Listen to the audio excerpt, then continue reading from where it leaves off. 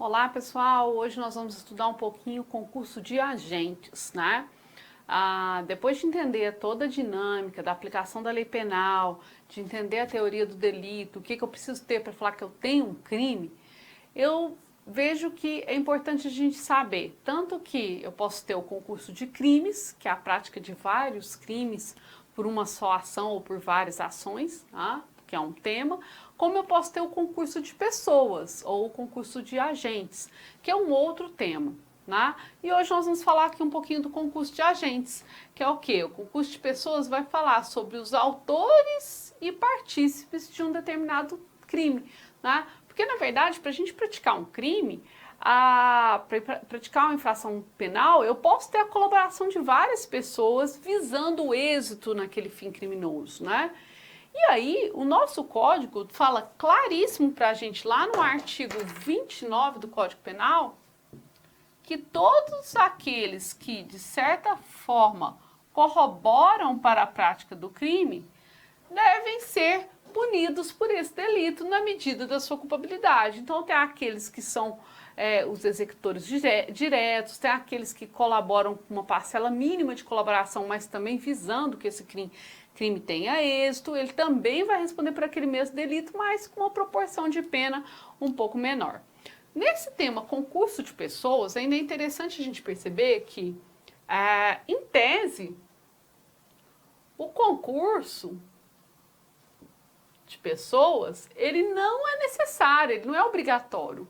Ele é meramente o quê? Eventual. Essa aqui é a regra geral, pessoal. Em regra, o concurso de pessoas, ele acontece como? Quando eu junto duas ou mais pessoas que, unidas na mesma finalidade, na mesma intenção, no mesmo desígnio, essas são as expressões que vocês vão ver, então, unidos no mesmo desígnio, se juntam para praticar um crime. É eu que chego para minha colega, minha amiga, e falo assim, nossa, você me ajuda a matar meu marido? Eu não estou suportando ele mais, ele me maltrata, ele me agride, e eu quero acabar com o meu sofrimento. E eu e minha amiga fazemos um plano para realmente envenenar o meu marido. Tanto eu vou responder pelo crime, como ela também, né? Isso é o que a gente chama de um concurso de pessoas eventual, porque nós nos unimos em prol daquele fim específico, né? Eventual. Mas eu posso ter o concurso que a gente chama necessário, que acontece só em alguns crimes específicos que não tem como serem realizados sem que eu tenha um concurso de agentes, um concurso de pessoas. Por exemplo, é possível falar em associação criminosa sem ter mais de uma pessoa ali, né? No caso até mais de 3, mas enfim, sem eu ter esse concurso de pessoas? Como que eu vou praticar o crime de associação criminosa se eu não tenho a associação de 3 ou mais pessoas? Tá? Então a gente vê que é um concurso necessário, tá bom? A associação para o tráfico. Como que eu vou praticar a associação para o tráfico, prevista no artigo 35 da Lei de Drogas, se eu não tenho 2 ou mais pessoas associadas? Então, eu preciso necessariamente de ter um concurso necessário, tá bom? De ter mais de um agente. Só que o concurso necessário, só para vocês entenderem, ele pode se dar de 3 maneiras diferentes. Ele pode se dar com condutas convergentes, né? Com condutas paralelas e com condutas que são contrapostas. Por exemplo, eu posso ter um concurso necessário que, para acontecer, eu tenho que ter comportamentos contrapostos. Por exemplo, o crime de rixa. Né? O crime de rixa, que é quando várias pessoas se envolvem numa briga ali de todos contra todos, né? Muito comum, por exemplo, torcida de futebol, essas coisas. Eu tenho vários agentes praticando o crime ali, de forma contraposta. Né? No crime de bigamia, eu já tenho, por exemplo, eu tenho que ter 2 agentes praticando a bigamia. Eu tenho que ter aquele, né, o que é casado e o que não é casado, né? Pra gente poder falar que existe a bigamia, né? O que faz o papel de amante ali. E eu posso ter o concurso necessário que decorre da necessidade de ter mais de um agente em condutas no mesmo sentido como nas hipóteses de associação criminosa, né, em que eu preciso ter esses vários agentes praticando condutas visando aquele fim ali, né? Condutas paralelas, né? Então, a gente vê que o concurso de agentes pode ser, e é comum que seja meramente eventual, mas em algumas figuras típicas específicas, 288, associação criminosa, crime de ritmo, que está no 147, se não me engano. Então, assim, nós temos alguns exemplos em que esse concurso de pessoas ele é necessário, né? Sem ele eu não tenho crime, ok? Vou fazer uma leitura agora para vocês, pessoal, de alguns artigos relacionados com essa temática que são importantes. E são basicamente 3 artigos. Olha só o que nós temos. No artigo 29, nós temos exatamente essa redação que fala que todos têm que responder pelo crime que praticaram na medida da sua culpabilidade. Então, olha só, quem de qualquer modo concorre para o crime incide nas penas a este cominadas na medida de sua culpabilidade. Parágrafo 1º, se a participação for de menor importância, a pena pode ser diminuída de 1/6 a 1/3. Parágrafo 2º, se algum dos concorrentes quis participar de crime menos grave, ser-lhe-á aplicada a pena deste. Essa pena será aumentada até a metade na hipótese de ter sido previsível o resultado mais grave. Olha que interessante. Sempre, para definir qual crime eu vou responder, a intenção, o desígnio, o dolo do agente, ele é importante, ele é levado em consideração. Artigo 30. Então, o que a gente coloca aqui? Esse parágrafo 1º do artigo 29 é onde se fundamenta a possibilidade de punir o partícipe, né? E aqui a gente tem que entender que o concurso de agentes, então, ele pode se dar de 2 formas, ou como forma de coautoria, o autor do crime é aquele que executa o crime, que tem o controle sobre o crime, enfim, né? Normalmente é quem pratica o verbo núcleo do crime. Eu posso ter mais de um autor, então são coautores. E eu tenho aquelas pessoas que participam de alguma maneira corroborando para o crime, seja uma participação meramente moral ou uma participação material. Nós vamos explicar isso, que são os que nós chamamos de partícipes. Ao partícipe, o código colocou o quê? Uma causa de diminuição de pena. Então, aqueles que apenas participam do crime, que concorrem para o crime como partícipes, eles devem ter uma pena diminuída, né? Então, vai ter uma causa de diminuição de pena, ok? Artigo 30. O artigo 30, ele vai falar sobre as circunstâncias incomunicáveis. Não se comunicam as circunstâncias e as condições de caráter pessoal, salvo quando elementares do crime. Esse dispositivo, ele tem uma importância porque ele vai colocar para a gente, por exemplo, no caso do furto. Nós temos lá no artigo 181, né, o furto está previsto no artigo 155, e lá no artigo 181 está falando que é isento de pena aquele que pratica o crime de furto contra um ascendente. Né? Então, o filho que furta o pai, ele é isento de pena. Então, supondo que eu, junto com a minha amiga, resolvemos furtar a casa dos meus pais, eu vou ter o benefício da isenção de pena por força do artigo 181. E a pergunta é, ela que me ajudou a praticar o crime, né, foi coautora, entrou lá na casa comigo para furtar as coisas, ela vai ser isenta de pena também? Quem responde isso pra gente é esse artigo 30, porque ele fala assim, que são incomunicáveis as circunstâncias pessoais, salvo quando elementares do crime. Nesse caso, ser parente, ser ascendente ou descendente, né? Ser parente nesse grau de ascendência ou descendência, ele é elementar do crime de furto? Está previsto lá no artigo 155? Não, o artigo 155 fala pra gente, subtrair coisa alheia móvel para si ou para outro. Então, o fato de eu ser parente, ter o benefício da isenção de pena, não está no elementar do crime, está em outro dispositivo que não é o tipo penal, está no dispositivo 181, que fala de disposições gerais. Percebam que se não é elementar do crime, não vai se comunicar aos partícipes e coautores. Logo, eu vou ser beneficiada com a isenção de pena por força do artigo 181 e a minha amiga que praticou o crime de furto comigo, contra meus pais, não, ela vai responder pelo furto normalmente. Entenderam o que é comunicação ou não comunicação de uma circunstância pessoal? E óbvio que relação de parentesco é uma circunstância pessoal, né, gente? Artigo 31, o ajuste, a determinação ou instigação e o auxílio, salvo disposição expressa em contrário, não são puníveis se o crime não chega pelo menos a ser tentado. Então aqui esse último dispositivo, que é o artigo 31, ele fala especificadamente da participação, porque a participação ela pode acontecer de três formas, né?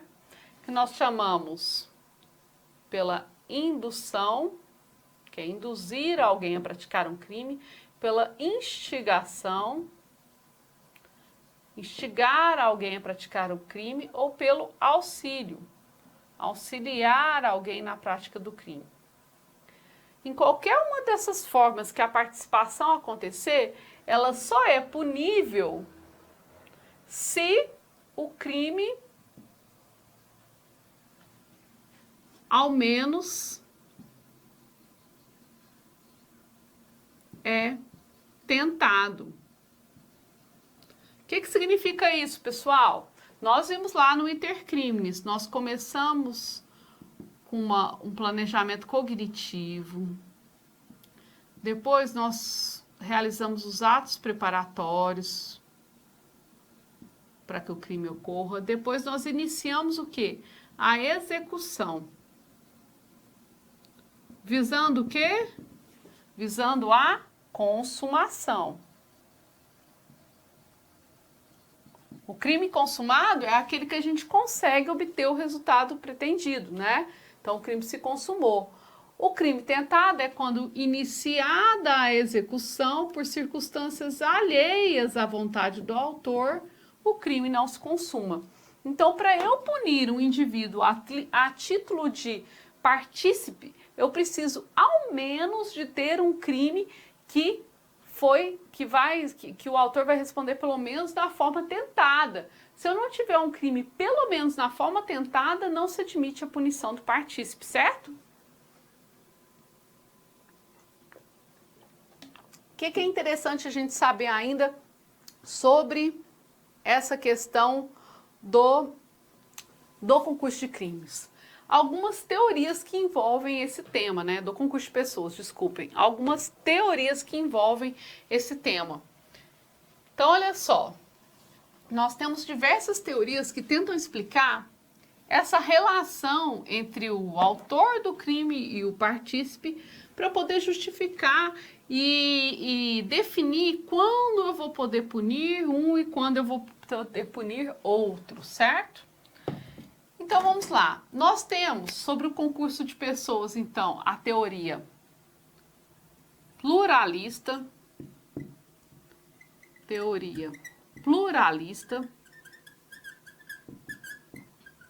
nós temos a teoria dualista e nós temos a teoria monista. O que significa isso aqui? Para a teoria pluralista, cada agente que colabora para a prática do crime, autor, coautor, partícipe, cada um vai responder por um crime próprio. Não vão todos responder pelo mesmo delito, não. Cada um vai responder por um crime próprio. Eu tenho o crime do autor, eu tenho o crime do partícipe, eu tenho o crime do coautor, que é executor, eu tenho o crime do coautor, que é o mentor, enfim, eu tenho um crime para cada uma dessas figuras. Para cada um dos autores, eu tenho um delito independente, autônomo, direcionado para ele. Essa não é a teoria adotada na legislação brasileira. Para a teoria dualista, eu tenho a seguinte figura. Eu tenho um crime para o autor e um crime para o partícipe. Essa também não é a regra adotada na teoria brasileira. Então, a teoria brasileira, ela adota a teoria monista, né? O Código Penal, no artigo 29, ele deixou claro que ele fez opção pela teoria monista a partir do momento que ele fala que todos vão responder por aquele crime praticado, né? Então, todos, autores e partícipes, vão responder pelo mesmo crime. Claro que vai ter aí a possibilidade de diminuição de pena para o partícipe, porque a sua atuação no delito é de menor importância, mas todos vão responder pelo mesmo delito. Então, supondo que eu pratico um homicídio junto com uma amiga que me ajuda a praticar esse homicídio e que um outro indivíduo me emprestou a arma para a prática do crime, tá? Então, eu tenho um partícipe que me auxilia emprestando a arma do crime e uma coautora que me auxilia a executar o crime, né? Nós três vamos responder por qual crime? Nós vamos responder por homicídio. Só que eu como autora, a outra amiga como autora e quem emprestou a arma como partícipe, mas todos vão responder pelo mesmo crime, que é o artigo 121 do Código Penal, matar alguém, certo? Só uma observação, que o Código, a gente fala que adotou a teoria monista temperada ou mitigada. Por que a gente fala temperada ou mitigada? Porque, excepcionalmente, eu tenho situações em que cada um dos agentes vão ficar com crimes próprios. Então, a gente fala que nós temos exceções pluralistas à teoria monista, né?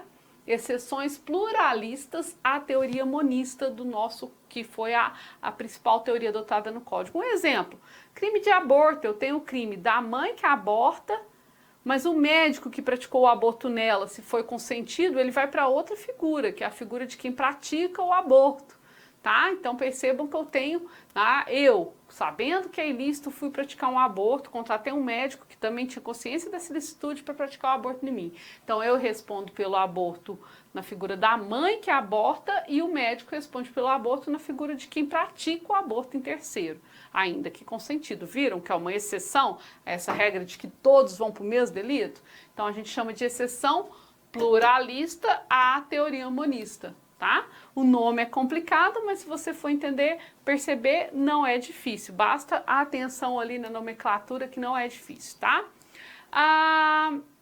Sobre ainda essas teorias, né, nós temos aqui que todo agente que pratica o crime como autor ou como partícipe, então, ele vai ter que responder por esse delito, certo?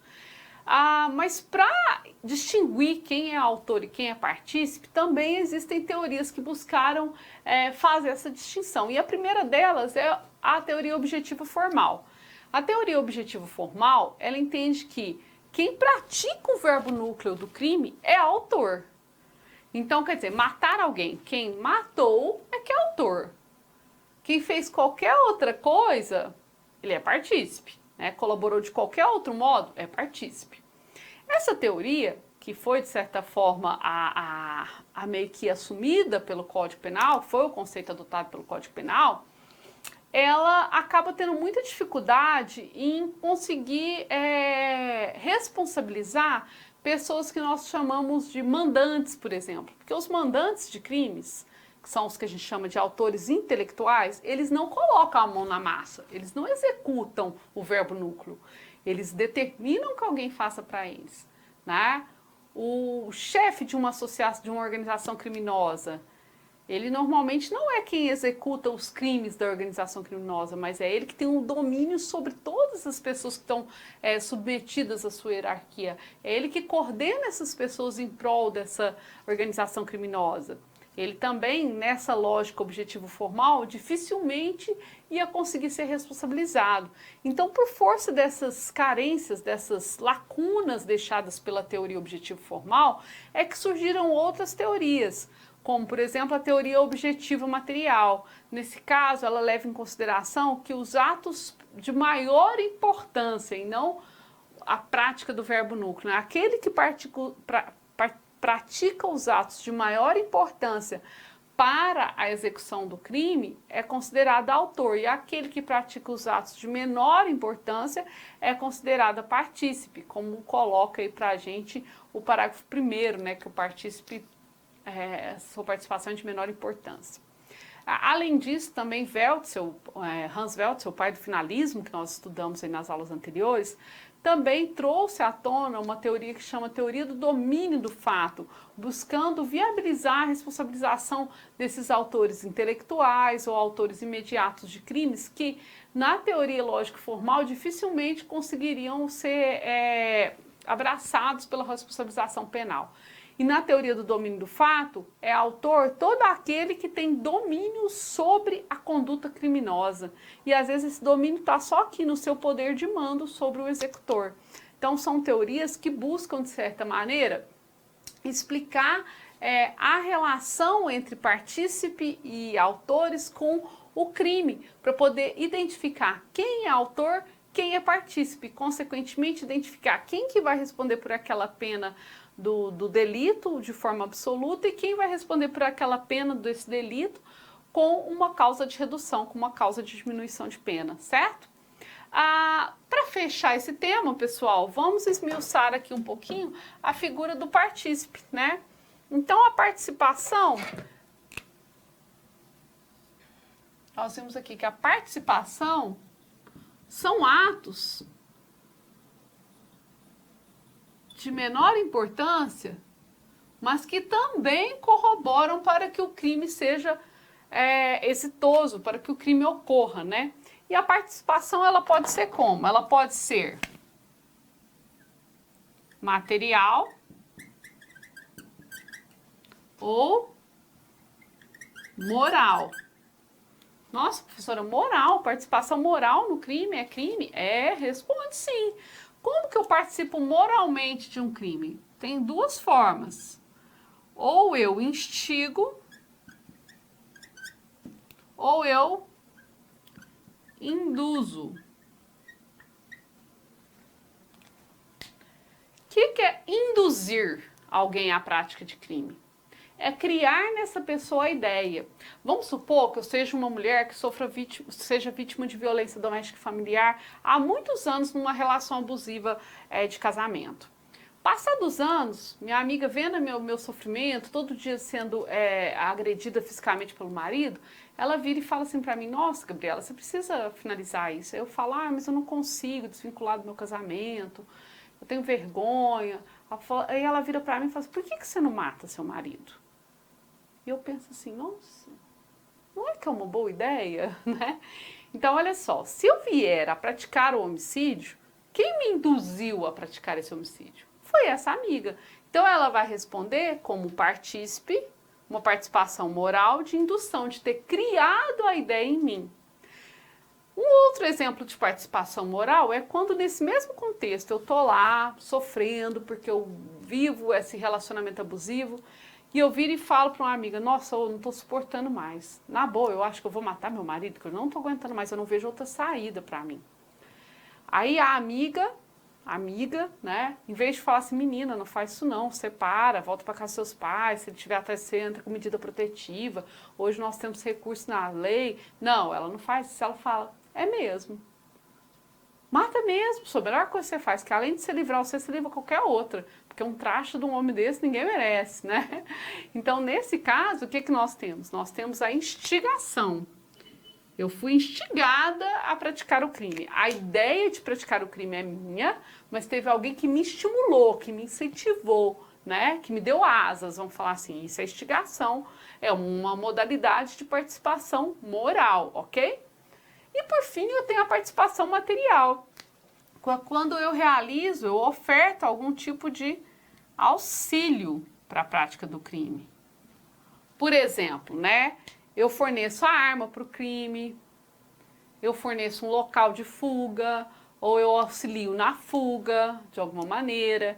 Então, são pessoas que estão praticando algum tipo de auxílio material para o delito, né?